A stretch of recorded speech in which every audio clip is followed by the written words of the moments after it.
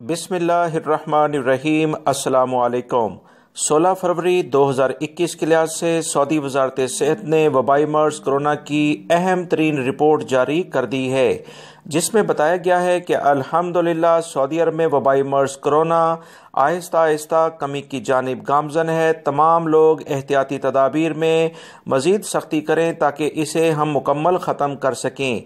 ताज़ा तरीन जो इतलात आई हैं उसके मुताबिक 322 केसेस वबाई मर्ज कोरोना के सऊदी अरब में पिछले 24 घंटे में सामने आए हैं, जबकि 371 अफराद सेहतियाब होकर अपने घरों को भी रवाना हो गए हैं।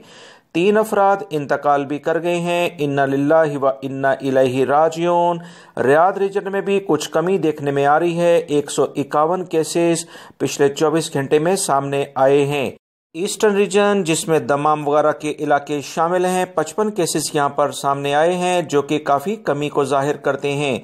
39 केसेस मक्कातुल मुकरमा रीजन में, जिसमें जद्दा भी शामिल है, वहाँ से जाहिर हुए हैं। 22 केसेस अलबहा रीजन में, मदीना मुनव्वरा रीजन में 13 केसेस हैं, अल कसीम रीजन में 9, नॉर्दर्न बॉर्डर के शुमाली हदूद के जो इलाके हैं 8 केसेस सामने आए हैं। अल जौफ रीजन सकाका का इलाका है, 7 केसेस यहाँ पर हैं। असीर रीजन में 6, हायल रीजन में 4, नजरान रीजन और जजान रीजन में 3-3 केसेस हैं।